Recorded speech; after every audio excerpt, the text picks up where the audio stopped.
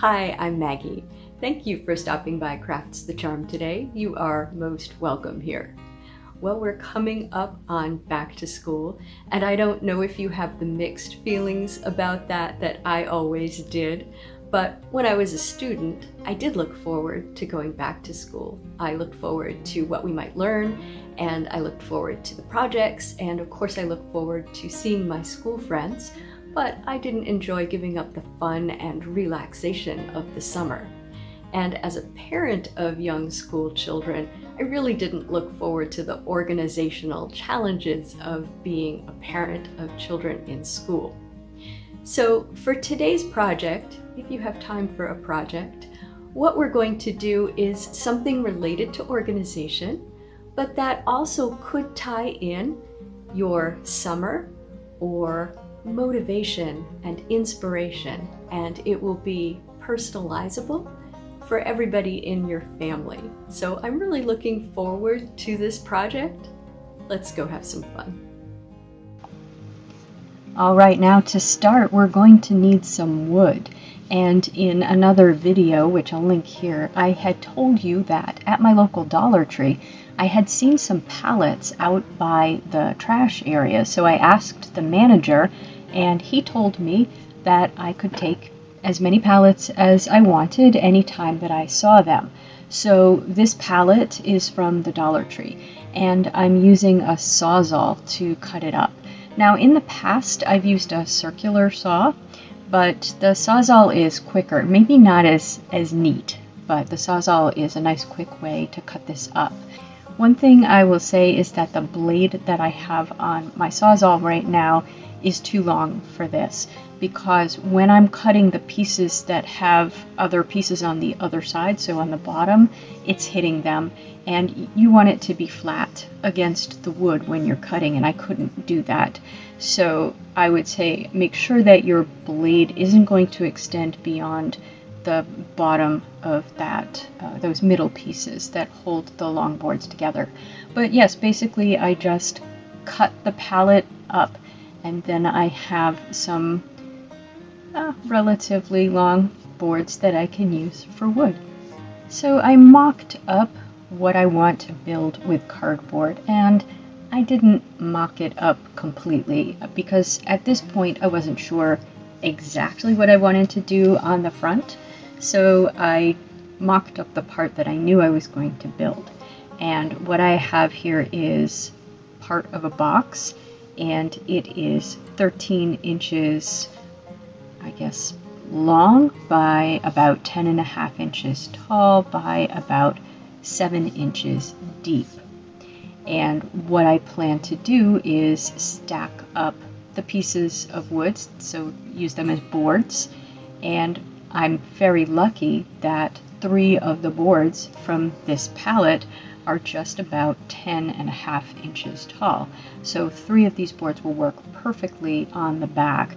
Now I do have wider boards and narrower boards, so it's the narrower boards that are going to work well for the back of this, and I will also use them for the sides. Now, one thing that's important to remember is if I'm going to have boards on the sides, I have to account for the thickness of those boards when I'm cutting the boards on the back, or vice versa, depending on which one I want to have the ends showing. And I promise we won't spend long with this wobbly camera work in my creepy basement. I just wanted to show you a general idea of how I did this, and especially how I measure. So I trimmed off the ends of these because when I cut with the Sawzall I didn't get nice, straight, neat cuts. So I cut off the ends, and then cutting the back pieces here. So I cut them the 13 inches plus the width of 2 boards. And when I'm cutting the pieces, I cut the first piece by measuring it with the tape measure and then cutting. And after that, I clamp the first piece on top of the next piece that I'm going to cut, make sure the ends are even, and then get the blade so that it is exactly at the end of that first piece. And that way all of my pieces come out the same length. It took me a long time to learn to do that, to get pieces to come out the same length, so that's why I'm sharing it. And here are those 3 pieces cut. And you're going to see me doing a lot of dry fitting as I create this box. And that's just to make sure at every step that I haven't made any sort of mistake with my cutting. Now, before I cut those side pieces, I need to have a bottom to this box.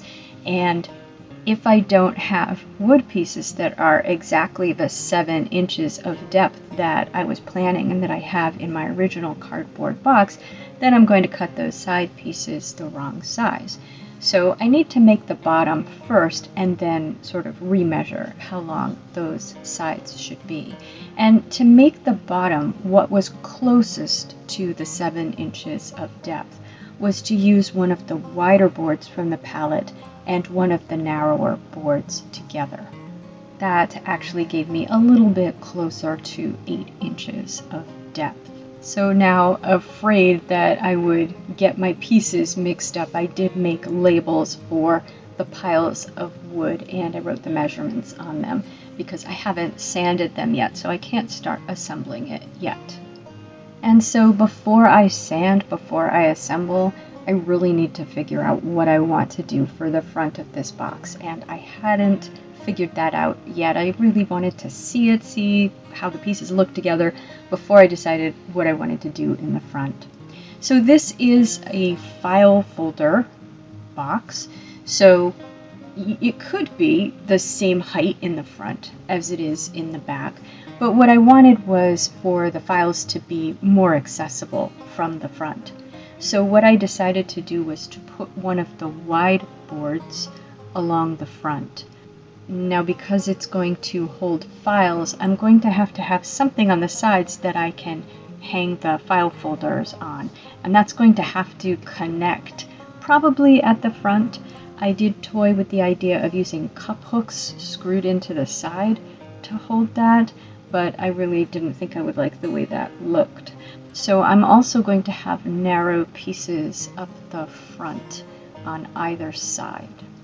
So now it's time to sand all of the wood, and I would say this is one of the disadvantages to pallet wood, is that it can be quite rough. And of course, if you're going to use it for anything where somebody might be touching it, you definitely want it to be smoother and sanded. And so it did take me quite a long time to sand all of the wood. I'm using my mouse sander with a 60 grit sandpaper, and of course I sanded all of the pieces on all 6 sides. Now with this wood, some of the pieces, not all of them, but many of the pieces had a sort of a smoother, more finished side and a rougher side. But I wanted to use the rougher side because I thought it had more character than the smoother side. And so I really did need to get that rougher side flattened out. Now, with the pieces all sanded, I am ready to assemble this. And with the bottom, I simply glued those 2 bottom pieces together with some Gorilla wood glue. For the rest of the box, I wasn't comfortable just gluing the pieces together. I wanted to have a piece of wood in each corner of the box that I was nailing all of the boards to. Now, this wood is maybe 3/4 inches square. It came from some wood in my creepy basement because I've been collecting wood for a really long time from just various projects, and I thought this was wood, but it is not wood. It is some sort of composite something or other, and honestly have no idea where it came from. But I cut it into pieces so that I could use it in the corners to fasten the back and the sides.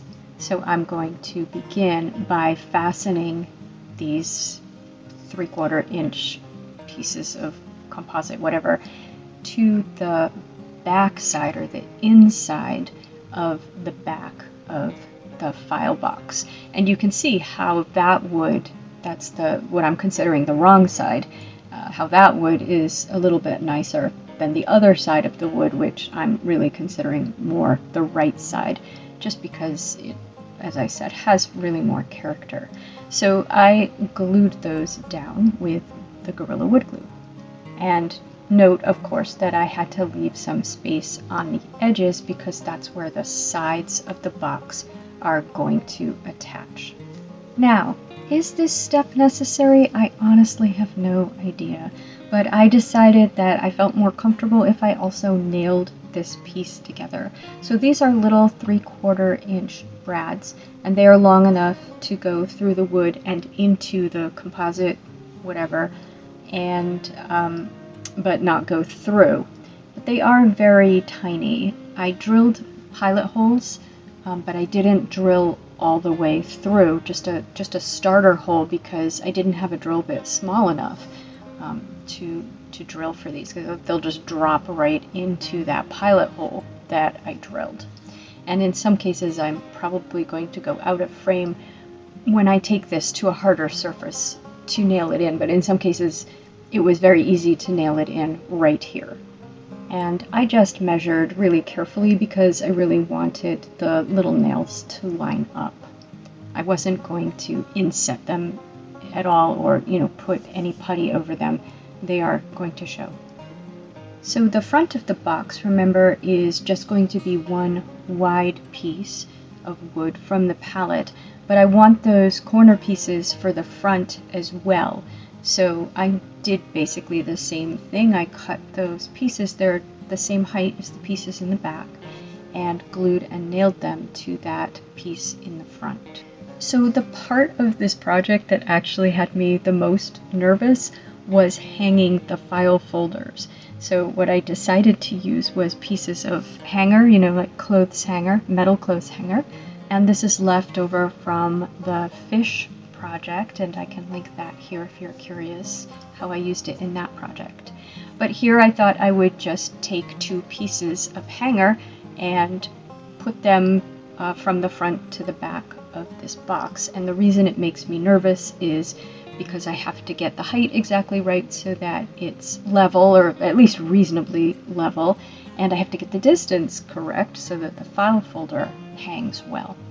And so if I were really confident about my box building abilities, I would have drilled holes for this before I assembled the box, but I knew that I would get it wrong if I tried to do that. So what I was hoping was that I would be able to put the metal between those corner pieces, but it just didn't work out that way with the positioning of the corner pieces so that the side pieces would fit on neatly. So I was going to have to drill into whatever I decided to put on the front of the box. I had a piece of wood that had split, and so I used that to sort of figure out about what width I wanted those pieces on the front to be, because again, I really did want the front to be mostly open at the top. So I figured out a width that I thought would be good, that would be wide enough so that we could put the metal hanger piece in, but would still give us a lot of space in the front of the box. And I cut 2 pieces, and then I had to sand those because those were new pieces. But I had trouble cutting them on my saw. I probably should have just cut them by hand. And so one piece isn't exactly perfect, and I don't show it here in this video. I did it off camera, but I had another little scrap piece that I was able to glue to it so that it looks straight. But you might notice as you're watching, in fact I think I pointed out at one point, that there is a sort of gap on the left side of the box, and then later you might notice there won't be a gap there, and that is because I filled it in with another small piece of scrap wood. Now to cut the hanger to the right length, the only thing I have I can use to do this is these ridiculously huge bolt cutters, but that's what I used. I cut the hanger with bolt cutters so that it would be the correct length. And then I did drill holes in the back for the hanger, but I just wasn't able to drill holes in the front. So I drilled holes in the back. Now these do not go all the way through. I just wanted just a little indentation. So I kept drilling a tiny bit and checking, drilling a tiny bit and checking, just so I had an indentation in the back where I could insert the metal hanger. And now I'd call this the fun part number 1, gluing it all together. I dry fit it so many times. I knew it would be roughly correct. And so again, I just used the Gorilla wood glue, and for clamps, I just used painter's tape and taped it all together while it dried. Honestly, it was so satisfying to see it together after the glue had dried. But at this point, the thing that made me the most nervous, and that is the second holes for the wire hanger. And so I just did my best with a level and measuring to get the hole in the correct place. And it was awkward with the drill because I had the back in the way when I was drilling it. Again, I did not drill a hole all the way through. Now, I think normally you would make a channel so that you could insert the wire in the back hole and then drag it down the channel into the front hole, right? Or vice versa, insert it in the front hole and drag it down a channel into the back hole. But the wire hanger can be bent, so I figured I would just drill holes, no channel, and just bend it a little bit in order to get it stuck into the 2 holes and then bend it back. And amazingly, it's pretty level. I can't, with my eyes, see that it isn't. And the file folders fit perfectly in there. So I'm pretty excited that I got that right. And of course, necessary or not, I don't know, but I did then drill little pilot holes and nail all of the wood together where I had glued it. But I don't show you that. I think you've seen enough of me nailing. And now we're at the second fun part, and that's picking out a finish and finishing the box.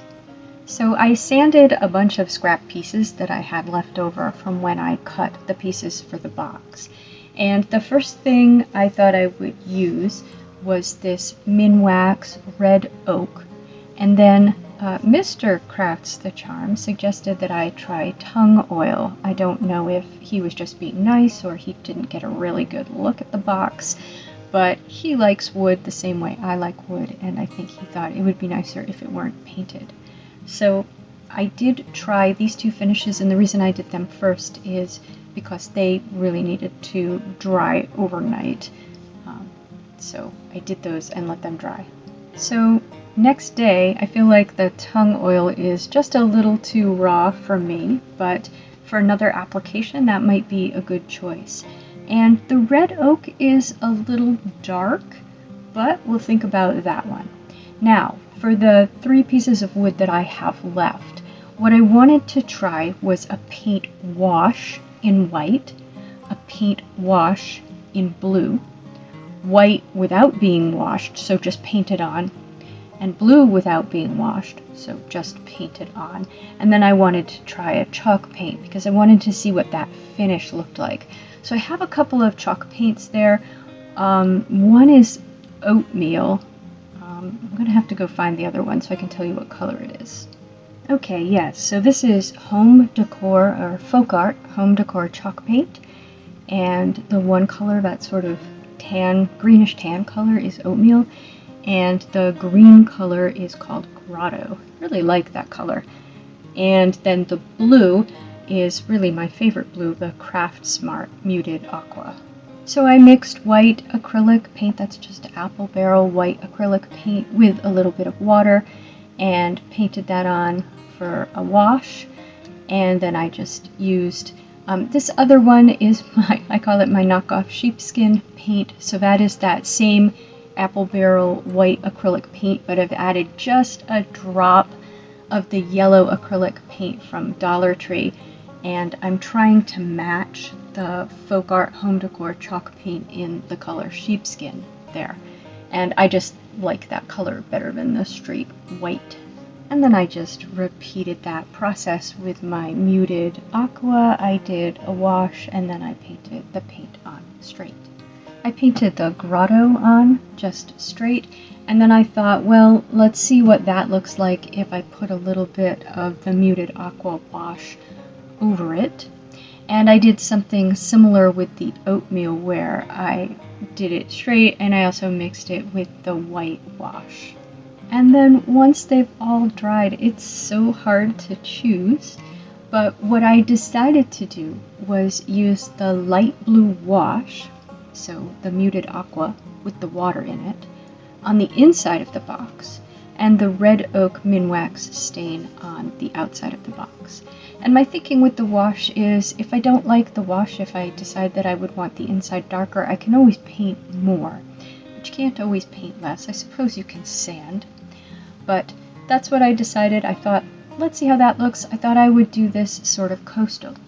But you can see this is a very potentially rustic looking piece. So if you wanted to do a more rustic color, if you wanted to use just the tung oil and keep it that natural color, or if you wanted to do something a little less dark than the red oak, you could get a really cool rustic look with this project. So I painted the inside first, and I just mixed up that wash and painted. With the corner pieces, I painted the tops of them because I knew, because they weren't wood, that they wouldn't look very good with the stain on them. But for the rest of the box, I left the top unpainted so that it could be stained. Now, I generally don't stain indoors. Before, when I did the sample of the stain and the tung oil, as soon as I had done them, I brought them outside to dry because I don't like those fumes in the house. So I brought this outside on my deck to stain. So you can see what it looks like immediately after I stained it out on my deck. And I let that dry overnight, and then once it had dried, I just sanded it with a little bit of steel wool. Now, accessories. There are these calendars at the Dollar Tree in the back to school section that I thought were really cool. You can see that you could put it in a notebook, and it's got the calendar pages are just paper, so you can replace them or take them out as you've used them. And you could put this on the back of the box. It would fit beautifully. You could just put 3 screws or 3 nails or 3 cup hooks in the back to hang it. And then I also got these beautiful pastel file folders. You can see I have green ones, but I indulged myself and got pastel ones, and I got these at Target. Now, the idea behind this box is that quite often there's a lot of paperwork associated with back to school. Now, I don't know if schools still generate quite as much paperwork as they did when I had young children in school.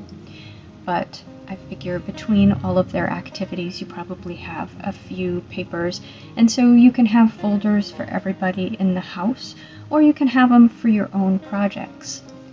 For the back of this, or for the sides, if you put the calendar on the back, or both, I thought it would be great to have an area where everybody could put something of their own. So they could put something inspirational, for example, or they could put something that reminds them of the summer or any sort of happy moment. So I wanted to do something that would allow you to insert things, and originally I had thought maybe like picture frames, but then I thought that it would be more useful to give you just some cords that you could slide things under. So what I did was I divided the box into 4 even pieces along the back, and I just marked that with a little bit of painter's tape. And I'm using this macrame cord from the Dollar Tree. And you can get macrame cord anywhere. The Dollar Tree version is called macrame cotton twine, and it's 4 millimeters by 65.6 feet. And I do think that's a pretty good price. I haven't seen it again at my Dollar Tree, but I have found similar products at fabric stores and Amazon. So that's what I used here. Now, if you're going rustic and you want to do this, I say you could use the Dollar Tree nautical rope, or you could use twine. They have twine in a lot of different colors, so there are a lot of different options. If you made this out of nicer wood and you wanted to make it a little more pretty, you could use ribbon. So what I did was, after I had measured off the back, I just, you can see, attached the rope in the zigzag pattern, and I just cut individual pieces of rope, and I tied knots in the ends, and I used hot glue. And then along the middles, I also tied knots and then glued those knots to the middle. Now originally I thought I would nail through the knots to make it a little bit more secure, but I really didn't have nails that were short enough to do that. And the hot glue seemed to be holding really well, so I decided the hot glue was probably enough. And here's what it looks like. What I ended up doing was attaching that calendar to a file folder so I could hang it in the front of my box. And on the back, I just put some mementos and some coastal items. So what did you think of our organizer box? I think it's going to help for keeping my files organized, and also I might not put pictures and inspirational items here. I might just stick little to-do items in the back, but I'm really looking forward to using it. Please tell me in the comments if you like this coastal style or if you would have picked different colors for staining or painting it. I really had a hard time choosing, but I am pleased with the colors that I chose. If you like this sort of content, please subscribe to Crafts the Charm, and if you enjoyed this video, please give it a thumbs up. Thank you for spending time with me today. Take care.